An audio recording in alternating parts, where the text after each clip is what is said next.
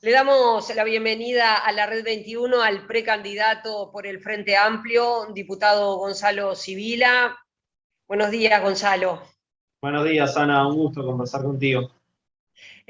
Gonzalo, primero para contarle a los lectores cómo surge tu candidatura, a partir de qué conjugación de fuerzas surge que tú seas precandidato.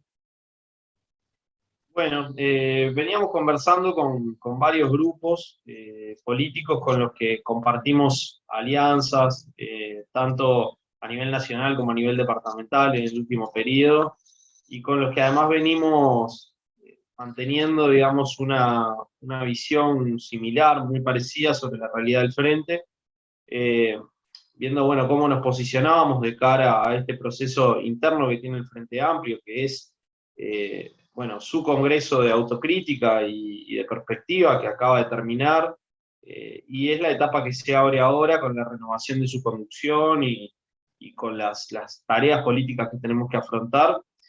Bueno, y en el marco de esa conversación, de ese diálogo, de esos intercambios, algunos referentes de grupos políticos, también algunos compañeros y compañeras de base, independientes, plantearon esta posibilidad, después de que estos planteos tomaron, digamos, una dimensión suficiente como para considerar que realmente era una propuesta.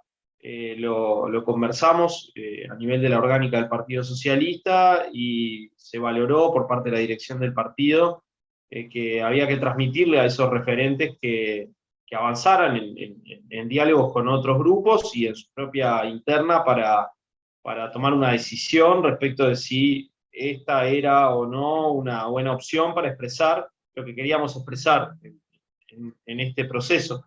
Y bueno, así fue, los grupos dieron sus debates y bueno, fueron tomando decisiones.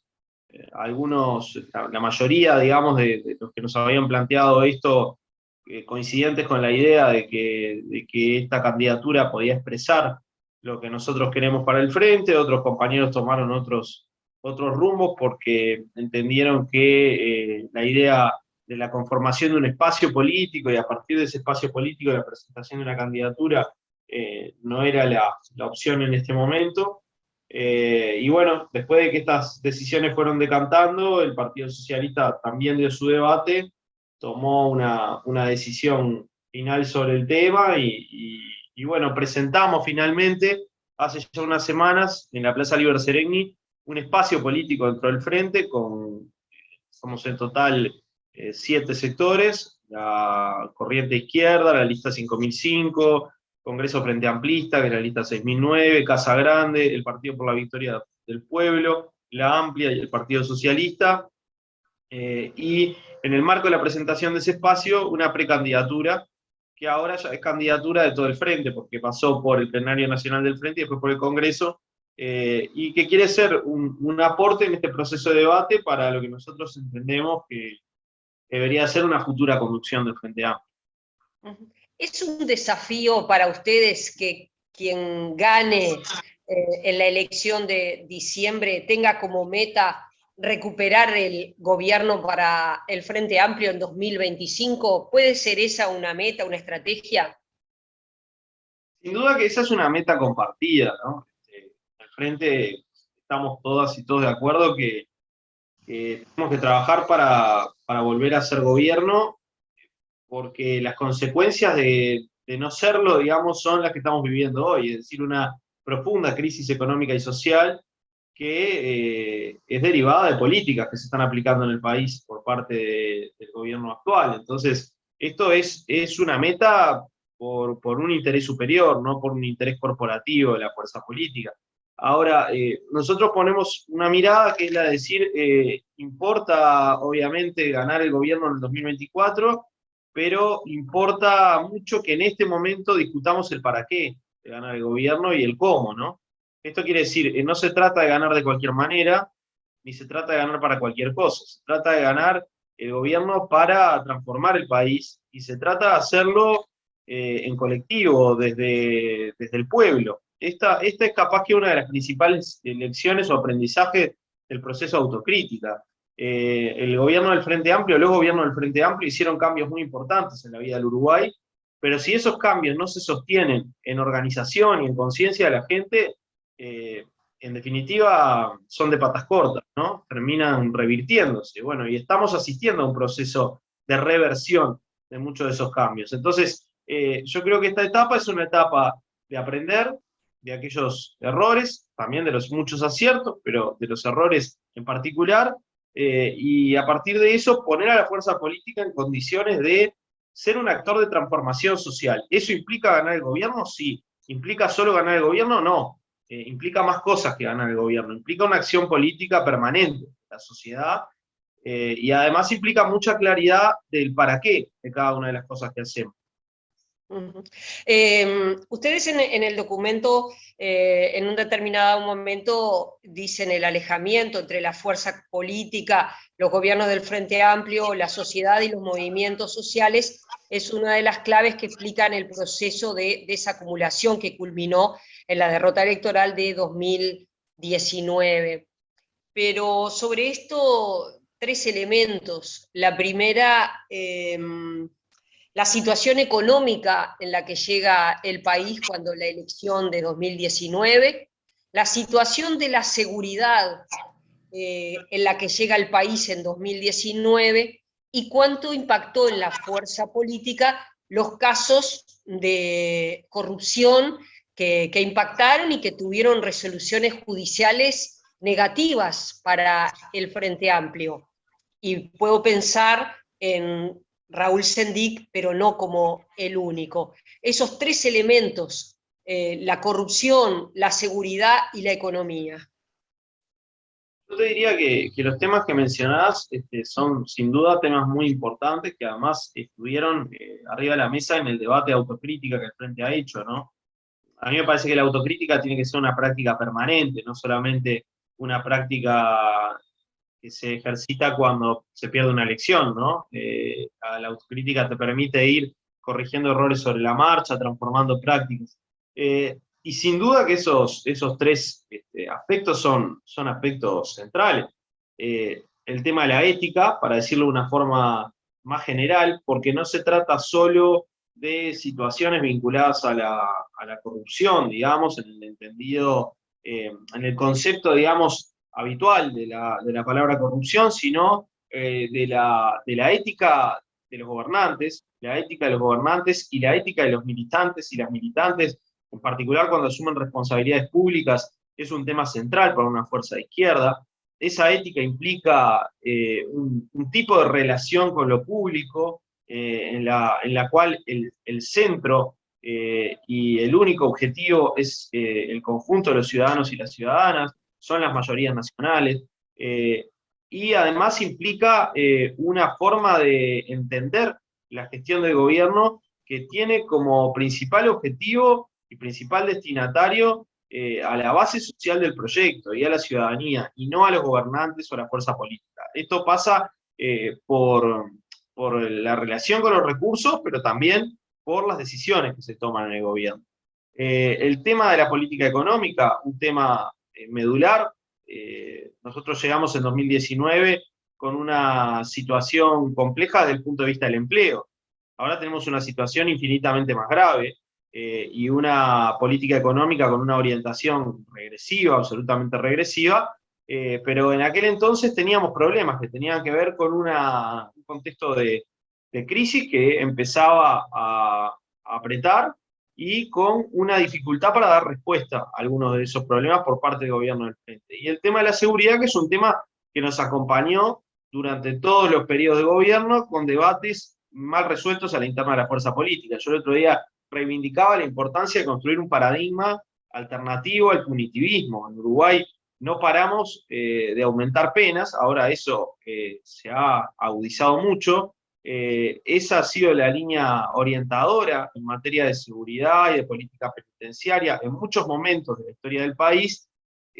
No logramos revertir eso, más allá de intentos contundentes, como fue, por ejemplo, las primeras medidas que se tomaron de los gobiernos del Frente Amplio cuando estaba el Ministerio del Interior a cargo de nuestro compañero José Díaz, pero al no elaborar un paradigma de seguridad y de convivencia alternativo al punitivismo, hemos estado surfeando las consecuencias de esto, ¿no? En definitiva, tenemos un sistema carcelario cada vez más tenso, cada vez más exigido, con violaciones a los derechos humanos dentro de las cárceles, como estamos viendo ahora, muy graves, y una situación de inseguridad que no se resuelve. Y eso, los que prometieron que lo iban a resolver, votando algunas medidas de más inflación penal y con supuesta mano dura a partir de este gobierno, tampoco lo lograron.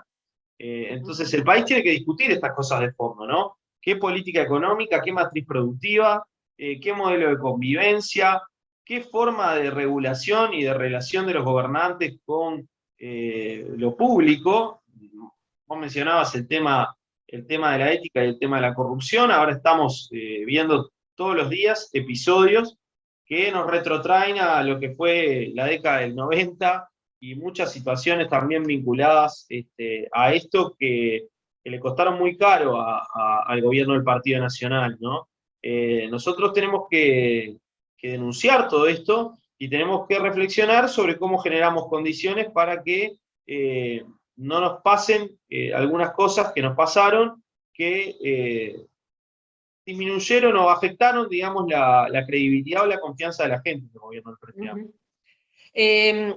Una vez conversando hace un tiempo con el politólogo Oscar Botinelli, señalaba que el Frente Amplio ha perdido la alianza con las capas medias, con los sectores medios de la sociedad, y él lo hacía mirando el mapa electoral, cómo votó el Frente Amplio, y de pronto vamos a Montevideo, cómo vota el Frente Amplio en la costa, o cómo vota el Frente Amplio en los barrios más vulnerables. Y es evidente que mejora bastante el desempeño del Frente Amplio en los barrios más vulnerables, pero el Frente Amplio perdió caudal electoral ante los sectores medios. Y cuando él dice, se va al interior, pasa lo mismo, ¿verdad? ¿Qué pasa con el pequeño productor rural, con los pequeños empresarios? Y ahí el Frente Amplio ha bajado mucho.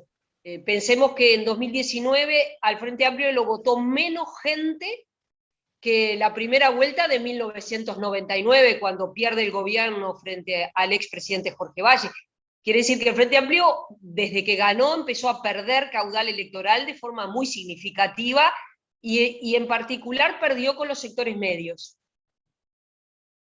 Sí, sin duda que ese es un problema real, es un problema que hay que asumir y que tratar de leer, ¿no? Las capas medias son un sector muy amplio de la sociedad. En realidad son muchos sectores de la sociedad que agrupamos bajo ese concepto, ¿no? Pero sin dudas que ahí la presencia del Frente Amplio y la adhesión electoral al Frente Amplio disminuyó. Yo creo que impactaron muchas cosas, Ana. Por un lado, algunas expectativas defraudadas de sectores que fueron parte constitutiva de la base social del Frente desde su inicio, ¿no? El Frente surge como una expresión con un componente muy importante de capas medias urbanas, ¿no? Y bueno, esos sectores son sectores que también depositaron en el Frente Amplio muchas expectativas, algunas de las cuales vieron frustradas. También entiendo que hay algunas tensiones que son parte del proceso de cambios, modificaciones tributarias, transformaciones que el Frente Amplio hizo que pueden haber afectado a algunos de estos sectores, y un imaginario bastante egoísta que se fue profundizando en la sociedad uruguaya, y esto también es un problema para un gobierno de izquierda, y también tenemos que reflexionar sobre por qué logramos revertir esta situación. Un imaginario según el cual la primera vara para medir si un gobierno es un buen gobierno o no lo es cómo me va a mí en función de mis propias expectativas personales. No estoy con esto diciendo que ese sea el principal factor. Hubo decepción con temas referidos, por ejemplo, a la impunidad, con temas referidos a la política de seguridad, con temas referidos a la transformación de la matriz productiva y de la política económica. Hubo una serie de cuestiones que evidentemente generaron decepción. También digo que hay algunos sectores afectados por algunas políticas de gobierno planteadas con un horizonte más solidario, de fortalecimiento de la matriz de protección social, etcétera, que tomaron distancia de alguna manera de los gobiernos del Frente Amplio, ¿no? Y lo otro que quiero decir es que hay sectores que mejoraron mucho sus condiciones de vida bajo el gobierno del Frente Amplio y que, producto también de ese imaginario individualista, meritocrático, de esa ideología dominante que tenemos que trabajar para poner en debate en la sociedad uruguaya, no tradujeron o no se vio traducido, digamos, esa mejora de las condiciones de vida en una adhesión al proyecto político. Cuando digo una adhesión crítica, una adhesión de participación, de protagonismo, de tratar de incidir, de hacer política para tratar de transformar la realidad. La cultura del bienestar a veces no contribuye demasiado a la generación de conciencia y de organización. Esto es una cuestión que hay que trabajar, ¿no? Porque en contextos de cierta bonanza, de expansión económica, de mejora de las condiciones de vida, en lugar de darse un proceso de avance de la organización popular, de la organización social, del empoderamiento de la gente, vimos a veces al contrario una retracción y un debilitamiento de las herramientas colectivas, ¿no? Y acá hay que poner cosas grandes en discusión. ¿Cómo nos relacionamos? ¿Qué tipo de sociedad construimos y queremos construir? Esta sociedad está basada esencialmente en el lucro y en la competencia. Eso genera hábitos, formas de mirar la vida, formas de mirar la política. Bueno, nosotros, como fuerza de izquierda, ¿nos conformamos con eso? ¿Estamos para administrar eso o estamos para transformar esas formas de entender las relaciones sociales? Esto me parece un punto clave. A la hora de pensar en la transformación de las relaciones sociales, ustedes también en este documento señalan que en ese camino, dicen un momento ya sobre el final, la convocatoria a un nuevo Congreso del Pueblo, así como la iniciativa de un proceso profundo y participativo de reforma constitucional. ¿Ustedes se plantean que hay una necesidad de reformar la Constitución para qué? Bueno, hemos discutido de esto mucho en el Frente Amplio, ¿no? Durante años, y tenemos como definición programática impulsar una reforma de la Constitución. A nosotros nos parece que esa definición quedó en el tintero y que hay que trabajar para generar un proceso participativo donde sea la propia sociedad la que defina los contenidos de ese proyecto a impulsar. Obviamente que esto siempre termina en una consulta popular, así que la ciudadanía la que define qué cambios quiere o qué cambios no quiere, pero nos parece importante además que haya un proceso de debate en el cual se generen consensos entre organizaciones sociales y políticas del campo popular sobre los cambios que deberían realizarse en la Constitución. La Constitución vigente en Uruguay tiene muchas fortalezas y tiene algunas debilidades que son propias del momento histórico en el que esa Constitución se consolidó. Tiene una visión muy proprietarista, ¿no? Esto inspira todo el derecho vigente en Uruguay. Esto es, el derecho de propiedad parece como más importante que el derecho a la vida. En muchos casos hay una dificultad para establecer un equilibrio adecuado entre estos dos derechos. Es una Constitución que en algunas cosas no habilita espacios para algunas políticas más creativas y transformadoras que se podrían llevar adelante. Yo pongo siempre como ejemplo el caso de la situación de la vivienda, ¿no? Nosotros tenemos en Uruguay miles de personas, decenas de miles de personas, cientos de miles de personas viviendo en situaciones precarias, las que no deberían vivir. Y tenemos a su vez viviendas vacías, deshabitadas, tapiadas, ¿no? Todos los intentos que se han hecho de revertir esto, de que no haya casas sin gente y gente sin casa, digamos, se han visto enfrentados a obstáculos jurídicos, ¿no? Y algunos son de carácter constitucional. Hay otros países del mundo, el otro día lo veíamos en Alemania, particularmente en Berlín, donde se estaba haciendo una consulta popular vinculada justamente a este tema. Bueno, ¿Podemos dar pasos más osados en Uruguay con esto? Y yo creo que sí, que podemos hacerlo. Pero pongo este ejemplo por poner uno, digamos, ¿no? El espacio de la economía social, de generar una economía basada en la cooperación y no basada exclusivamente en la competencia y en el lucro. Bueno, en el Uruguay hay mucho de esto porque el movimiento cooperativo es un movimiento potente, pero hay muchas cosas que se podrían hacer con otros marcos jurídicos. Hay que discutir la propia representación política, simplificar los mecanismos de representación política, tal vez. Este es un tema a discutir, es de larga data la discusión entre, por ejemplo, si un parlamento unicameral o bicameral. Hay muchas cosas vinculadas a derechos económicos y sociales, derechos que se conquistaron en estos años y que deberían tener estatus constitucional, Por cosas que no ejemplo, deberían...